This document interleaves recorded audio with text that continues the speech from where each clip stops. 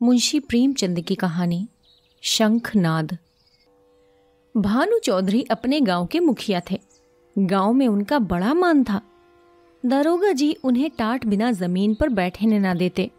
मुखिया साहब की ऐसी धाक बंधी हुई थी कि उनकी मर्जी बिना गांव में एक पत्ता भी नहीं हिल सकता था। कोई घटना, चाहे वो सास बहू का विवाद हो, चाहे मेड़ या खेत का झगड़ा, चौधरी साहब के शासनाधिकार को पूर्ण रूप से सचेत करने के लिए काफी था। वो तुरंत घटना स्थल पर जा पहुंचते। तहकीकात होने लगती। गवाह और सबूत के सिवा किसी अभियोग को सफलता सहित चलाने में जिन बातों की जरूरत होती है उन सब पर विचार होता और चौधरी जी के दरबार से फैसला हो जाता। किसी को अदालत जाने की जरूरत न पड़ती। हाँ, इस कष्ट के लिए चौधरी साहब कुछ फीस जरूर लेते थे। यदि किसी अवसर पर फीस मिलने में असुविधा के कारण उन्हें धीरज से काम लेना पड़ता तो गांव में आफत मच जाती, क्योंकि उनके धीरज और दरोगा जी के क्रोध में कोई घनिष्ठ संबंध था। सारांश ये था कि चौधरी से उनके दोस्त दुश्मन सभी चौकन्ने रहते थे। चौधरी महाशय के 3 सुयोग्य पुत्र थे। बड़े लड़के बितान एक सुशिक्षित मनुष्य थे। डाकिये के रजिस्टर पर दस्तखत कर लेते थे। बड़े अनुभवी, बड़े मर्मज्ञ, बड़े नीति कुशल। मिर्जई की जगह कमीज पहनते, कभी कभी सिगरेट भी पीते, जिससे उनका गौरव बढ़ता था। यद्यपि उनके ये दुर्व्यसन बूढ़े चौधरी को नापसंद थे, पर बेचारे विवश थे, क्योंकि अदालत और कानून के मामले बितान के हाथ में थे। वो कानून का पुतला था। कानून की दफाएं उसकी जबान पर रखी रहती थी। गवाह पढ़ने में वो पूरा उस्ताद था। मंझले लड़के शान चौधरी कृषि विभाग के अधिकारी थे। बुद्धि के मंद, लेकिन शरीर के बड़े परिश्रमी। जहाँ घास न जमती हो वहाँ केसर जमा दे। तीसरे लड़के का नाम गुमान था। वो बड़ा रसिक, साथ ही उद्दंड भी था। मुहर्रम में ढोल इतने जोर से बजाता कि कान के पर्दे फट जाते। मछली फंसाने का बड़ा शौकीन था। बड़ा रंगीला जवान था। खंजड़ी बजा बजा कर जब मीठे स्वर में ख्याल गाता तो रंग जम जाता। उसे दंगल का ऐसा शौक था कि कोसों तक धावा मारता, पर घर वाले कुछ ऐसे शुष्क कि उसके इन व्यसनों से तनिक भी सहानुभूति न रखते थे। पिता और भाइयों ने तो उसे ऊसर खेत समझ रखा था। घुड़की धमकी, शिक्षा और उपदेश, स्नेह और विनय, किसी का उस पर कुछ असर न हुआ। हाँ, भावजे अभी तक उसकी ओर से निराश न हुई थी। वे अभी तक उसे कड़वी दवाई पिलाए जाती थी, पर आलस्य वो राज रोग है जिसका रोगी कभी नहीं संभलता। ऐसा तो कोई बिरला ही दिन जाता होगा कि बाके गुमान को भावजों के कटु वाक्य न सुनने पड़ते हों। ये विषैले शर कभी कभी उसके हृदय में चुभ जाते, किंतु ये घाव रात भर से अधिक न रहता। भोर होते ही थकान के साथ ही ये पीड़ा भी शांत हो जाती। तड़का हुआ, उसने हाथ मुंह धोया, बंशी उठाई और तालाब के किनारे चल पड़ा। भावजे फूलों की वर्षा किया करती। बड़े चौधरी पैतरे बदलते रहते और भाई लोग तीखी निगाह से देखा करते थे, पर अपनी धुन का पूरा बांका उन लोगों के बीच इस तरह अकड़ता चला जाता जैसे कोई मस्त हाथी कुत्तों के बीच से निकल जाता है। उसे सुमार्ग पर लाने के लिए क्या क्या उपाय नहीं किए गए। बाप समझाता, बेटा ऐसी राह चलो जिसमें तुम्हें भी पैसे मिले और गृहस्थी का भी निर्वाह हो। भाइयों के भरोसे कब तक रहोगे? मैं पका आम हूँ, आज टपक पड़ा या कल, फिर तुम्हारा निबाह कैसे होगा? भाई बात भी न पूछेंगे। भावजों का रंग देख ही रहे हो। फिर तुम्हारे भी लड़के बच्चे हैं, उनका भार कैसे संभालोगे? खेती में जी न लगे, कहो कांस्टेबली में भर्ती करवा दूं? बांका गुमान खड़ा खड़ा सब सुनता, लेकिन पत्थर का देवता कभी न पसीजता। इन महाशय के अत्याचार का दंड उनकी स्त्री बेचारी को भोगना पड़ता था। मेहनत के घर के जितने काम होते वे उसी के सिर थोपे जाते। उपले पाथती, कुएं से पानी लाती, आटा पीसती और तिस पर भी जेठानियां सीधे मुंह बात न करती, वाह के बाणों से छेदा करती। एक बार जब वो पति से कई दिन रूठी रहीं तो बाके गुमान कुछ नर्म हुए। बाप से जाकर बोले, मुझको दुकान खुलवा दीजिए। चौधरी ने परमात्मा को धन्यवाद दिया। फूले न समाये, कई सौ लगाकर कपड़े की दुकान खुलवा दी। गुमान के भाग जागे। तंजेब के चुन्नटदार कुर्ते बनवाए, मलमल का साफा धानी रंग में रंगवाया। सौदा बिके या ना बिके उसे लाभ ही होता था। दुकान खुली हुई है, 10-5 गाढ़े मित्र जमा हुए हैं, चरस की दम और ख्याल की ताने उड़ रही हैं। चल रही झटपटरी, जमुना तटरी, खड़ो नटखटरी। इस तरह 3-4 महीने चैन से कटे। बाकी गुमान ने खूब दिल खोल कर अरमान निकाले, यहाँ तक कि सारा लागत लाभ हो गई। टाट के टुकड़े के सिवा और कुछ न बचा। बूढ़े चौधरी कुएं में गिरने चले। भावजों ने घोर आंदोलन मचाया। अरे राम, हमारे बच्चे और हम चीथड़ों को तरसे, गाढ़े का एक कुर्ता भी नसीब ना हो, और इतनी बड़ी दुकान इस निखट्टू का कफन बन गई। अब कौन मुंह दिखाएगा, कौन मुंह लेकर घर पर पैर रखेगा। किंतु बाके गुमान के तेवर जरा भी मैले न हुए। वही मुंह लिए वो फिर घर आया और पुरानी चाल चलने लगा। कानूनदा बितान उनके ये ठाठ बाट देखकर जल जाता।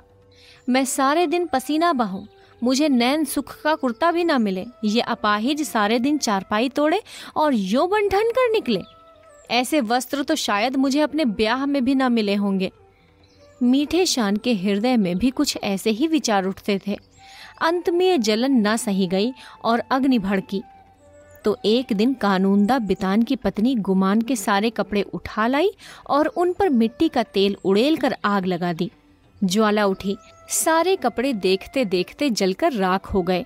गुमान रोते थे, दोनों भाई खड़े तमाशा देखते थे। बूढ़े चौधरी ने ये दृश्य देखा और सिर पीट लिया। ये द्वेष अग्नि है, घर को जलाकर तब बुझेगी। ये ज्वाला तो थोड़ी देर में शांत हो गई, परंतु हृदय की आग ज्यों की त्यों दहकती रही। अंत में एक दिन बूढ़े चौधरी ने घर में सब मेंबरों को एकत्र किया और इस गूढ़ विषय पर विचार करने लगे कि बेड़ा कैसे पार लगे। बितान से बोले, बेटा, तुमने आज देखा कि बात की बात में सैकड़ों रुपए पर पानी फिर गया। अब इस तरह निर्वाह होना असंभव है। तुम समझदार हो, मुकदमे मामले करते हो, कोई ऐसी राह निकालो कि घर डूबने से बचे। मैं तो ये चाहता हूँ कि जब तक चूल्हा रहे सबको समेटे रहूं, मगर भगवान के मन में कुछ और ही है। बितान की नीति कुशलता अपनी चतुर सहगामिनी के सामने लुप्त हो जाती थी। वो अभी उसका उत्तर सोच ही रहे थे कि श्रीमती जी बोल उठी, दादाजी, सब समझाने बुझाने से काम न चलेगा। सहते सहते हमारा कलेजा पक गया। बेटे की जितनी पीर बाप को होगी, भाइयों को उतनी क्या, उसकी आधी भी नहीं हो सकती। मैं तो साफ कहती हूँ कि गुमान का तुम्हारी कमाई में हक है। उन्हें कंचन के कौर खिलाओ और चांदी के हिंडोले में झुलाओ। हम में न इतना बूता है और न इतना कलेजा। हम अपनी झोपड़ी अलग बना लेंगे। हाँ, जो कुछ हमारा हो वो हमको मिलना चाहिए। बांट बखरा कर दीजिए। बला से 4 आदमी हंसेंगे। अब हम कहाँ तक दुनिया की लाज ढोवें। नीति के बितान पर इस प्रबल वक्तृता का जो असर हुआ वो उसके विकसित प्रमुदित चेहरे से झलक रहा था। उसमें स्वयं इतना साहस न था कि इस प्रस्ताव को इतनी स्पष्टता से व्यक्त कर सकते। नीतिज्ञ महाशय गंभीरता से बोले, जायदाद मुश्तरका मंकूला या गैर मंकूला आपकी हीन हयात तकसीम की जा सकती है। इसकी नज़ीरें मौजूद हैं। जमींदार को साक़ितुल मिल्कियत करने की कोई इस्तेहकाक नहीं है। अब मंदबुद्धि शान की बारी आई, पर बेचारा किसान बैलों के पीछे आंखें बंद करके चलने वाला ऐसे गूढ़ विषय पर कैसे मुंह खोलता, दुविधा में पड़ा हुआ था। तब उसकी सत्यवक्ता धर्म पत्नी ने अपनी जेठानी का अनुसरण कर ये कठिन कार्य संपन्न किया। बोली, बड़ी बहन ने जो कुछ कहा उसके सिवा और कोई दूसरा उपाय नहीं। कोई तो कलेजा तोड़ तोड़ कर कमाए, मगर पैसे पैसे को तरसे, तन ढांकने को वस्त्र तक ना मिले, और कोई सुख की नींद सोए, हाथ बढ़ा बढ़ा कर खाए। ऐसी अंधेर नगरी में अब हमारा निबाह ना होगा। शान चौधरी ने भी इस प्रस्ताव का मुक्त कंठ से अनुमोदन किया। अब बूढ़े चौधरी गुमान से बोले, क्यों बेटा, तुम्हें भी यही मंजूर है? अभी कुछ नहीं बिगड़ा। ये आग अब भी बुझ सकती है। काम सबको प्यारा है, चाम किसी को नहीं होता। बोलो, क्या कहते हो? कुछ काम धंधा करोगे या अभी आंखें नहीं खुली? गुमान में धैर्य की कमी न थी। बातों को इस कान से सुनकर उस कान से उड़ा देना उसका नित्य कर्म था। किंतु भाइयों की इस जन मुरीदी पर उसे क्रोध आ गया। बोला, भाइयों की जो इच्छा है वही मेरे मन में भी लगी हुई है। मैं भी इस जंजाल से भागना चाहता हूँ। मुझसे न मंजूरी हुई न होगी। जिसके भाग्य में चक्की पीसना बदा हो वो पीसे। मेरे भाग्य में चैन करना लिखा है, मैं क्यों अपने सिर ओखली में दूं? मैं तो किसी से काम करने को नहीं कहता। आप लोग क्यों मेरे पीछे पड़े हुए हैं? अपनी अपनी फिक्र कीजिए, मुझे आटे की कमी नहीं है। इस तरह की सभाएं कितनी ही बार हो चुकी थी, परंतु इस देश की सामाजिक और राजनीतिक सभाओं की तरह इसमें भी कोई प्रयोजन सिद्ध नहीं होता था। 2-3 दिन गुमान ने घर पर खाना नहीं खाया। जतन सिंह ठाकुर शौकीन आदमी थे, उन्हीं की चौपाल में पड़ा रहता। अंत में बूढ़े चौधरी गए और मना के लाए। अब फिर वही पुरानी गाड़ी अड़ती मचलती हिलती चलने लगती।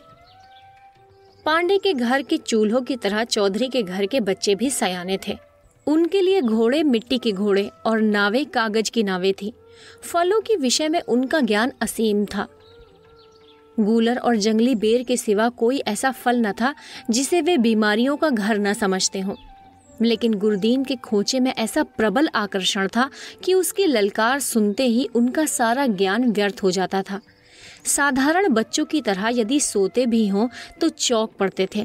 गुरदीन उस गांव में साप्ताहिक फेरे लगाता था। उसके शुभागमन की प्रतीक्षा और आकांक्षा में कितने ही बालकों को बिना किंडरगार्टन की रंगीन गोलियों के ही संख्याएं और दिनों के नाम याद हो गए थे। गुरदीन बूढ़ा सा मैला कुचैला आदमी था, किंतु आसपास में उसका नाम उपद्रवी लड़कों के लिए हनुमान मंत्र से कम न था। उसकी आवाज सुनते ही उसके खोंचे पर लड़कों का ऐसा धावा होता कि मक्खियों की असंख्य सेना को भी रणस्थल से भागना पड़ता था। और जहाँ बच्चों की मिठाइयाँ थी, वहाँ गुरदीन के पास माताओं के लिए इससे भी ज्यादा मीठी बातें थी। माँ कितना ही मना करती रहे, बार बार पैसा न रहने का बहाना करे, पर गुरदीन चटपट मिठाइयों का दोना बच्चों के हाथ में रख ही देता और स्नेहपूर्ण भाव से कहता, बहू जी, पैसों की कोई चिंता न करो, फिर मिलते रहेंगे, कहीं भागे थोड़े ही जाते हैं। नारायण ने तुमको बच्चे दिए हैं तो मुझे भी उनकी न्यौछावर मिल जाती है। उन्हीं की बदौलत मेरे बाल बच्चे भी जीते हैं। अभी क्या, ईश्वर इनका मोर तो दिखावे, फिर देखना कैसा ठनगन करता हूँ। गुरदीन का यह व्यवहार चाहे वाणिज्य नियमों के प्रतिकूल ही क्यों न हो, चाहे 9 नगदी सही 13 उधार वाली कहावत अनुभव सिद्ध ही क्यों न हो, किंतु मिष्ट भाषी गुरदीन को कभी अपने इस व्यवहार पर पछताने या उसमें संशोधन करने की जरूरत नहीं हुई।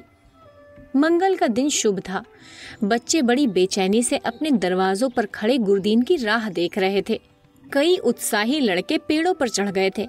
सूर्य भगवान अपना सुनहला थाल लिए पूरब से पश्चिम जा पहुंचे थे। इतने में गुरदीन आता हुआ दिखाई दिया। लड़कों ने दौड़कर उसका दामन पकड़ा और आपस में खींचातानी होने लगी। कोई कहता है कि मेरे घर चलो, कोई अपने घर का न्योता देता था। सबसे पहले भानु चौधरी का मकान पड़ा। गुरदीन ने अपना खोंचा उतार दिया। मिठाइयों की लूट शुरू हो गई। बालकों और स्त्रियों का ठठ लग गया। हर्ष और विषाद, संतोष और लोभ, ईर्ष्या और क्षोभ, द्वेष और जलन की नाट्यशाला सज गई। कानूनदा बितान की पत्नी अपने 3 लड़कों को लिए हुए निकली। शान की पत्नी भी अपने दोनों लड़कों के साथ उपस्थित हुई। गुरदीन ने मीठी बातें करनी शुरू की। पैसे झोली में रखे, धेले की मिठाई दी और धेले का आशीर्वाद। लड़के दोने लिए उछलते कूदते घर में दाखिल हुए। अगर सारे गांव में कोई ऐसा बालक था जिसने गुरदीन की उदारता का लाभ न उठाया हो तो वो बाके गुमान का लड़का धान था। ये कठिन था कि बालक धान अपने भाइयों बहनों को हंस हंस कर और उछल उछल कर मिठाइयाँ खाते देख कर सब्र कर जाए। उस पर तुर्रा ये कि वे उसे मिठाइयाँ दिखा दिखा कर ललचाते और चिढ़ाते थे। बेचारा धान चीखता और अपनी माता का आंचल पकड़ पकड़ कर दरवाजे की तरफ खींचता था, पर वो अबला क्या करे। उसका हृदय बच्चे के लिए ऐंठ ऐंठ कर रह जाता था। उसके पास 1 पैसा भी नहीं था। अपने दुर्भाग्य पर, जेठानियों की निष्ठुरता पर और सबसे ज्यादा अपने पति के निखट्टूपन पर कुढ़ कुढ़ कर रह जाती थी। अपना आदमी ऐसा निकम्मा न होता तो क्यों दूसरों का मुंह देखना पड़ता, क्यों दूसरों के धक्के खाने पड़ते।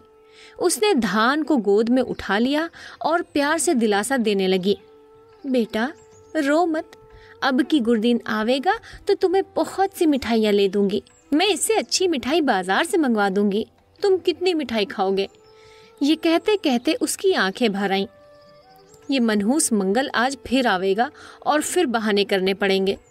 हाय अपना प्यारा बच्चा धेली की मिठाई को तरसे और घर में किसी का पत्थर सा कलेजा ना पसीजे। वो बेचारी तो इन्हीं चिंताओं में डूबी हुई थी और धान किसी तरह चुप ही ना होता था। जब कुछ वश ना चला तो माँ की गोद से जमीन पर उतरकर लौटने लगा और रो रो कर दुनिया सर पर उठा ली। माँ ने बहुत बहलाया फुसलाया, यहाँ तक कि उसे बच्चे के इस हठ पर क्रोध भी आ गया। मानव हृदय के रहस्य कभी समझ नहीं आते। कहा तो बच्चे को प्यार से चिपटाती थी, ऐसी झल्लाई कि उसे 2-3 थप्पड़ जोर से लगाए और घुड़क कर बोली, चुप रहे अभागे, तेरा ही मुंह मिठाई खाने का है। अपने दिन को नहीं रोता, मिठाई खाने चला है। बांका गुमान अपनी कोठरी के द्वार पर बैठा ये कौतुक बड़े ध्यान से देख रहा था। वो इस बच्चे को बहुत चाहता था। इस वक्त के थप्पड़ उसके हृदय में तेज भाले के समान लगे और चुभ गए। शायद उनका अभिप्राय भी यही था। दुनिया रुई को धुनने के लिए तांत पर चोट लगाता है। जिस तरह पत्थर और पानी में आग छिपी रहती है, उसी तरह मनुष्य के हृदय में भी, चाहे वो कैसा ही क्रूर और कठोर क्यों ना हो, उत्कृष्ट एवं कोमल भाव छिपे रहते हैं। गुमान की आंखें भर आईं। आंसू की बूंदें बहुधा हमारे हृदय की मलिनता को उज्ज्वल कर देती हैं। गुमान सचेत हो गया। उसने जाकर बच्चे को गोद में उठा लिया और अपनी पत्नी से करुणोत्पादक स्वर में बोला, बच्चे पर इतना क्रोध क्यों करती हो? तुम्हारा दोषी मैं हूँ। मुझको जो दंड चाहो दो। परमात्मा ने चाहा तो कल से लोग इस घर में मेरा और मेरे बाल बच्चों का भी आदर करेंगे। तुमने मुझे सदा के लिए इस तरह जगा दिया मानो मेरे कानों शंखनाद कर मुझे कर्म पथ में प्रवेश का उपदेश दिया हो। मुंशी प्रेमचंद की कहानी शंखनाद। कथावाचक सोनम।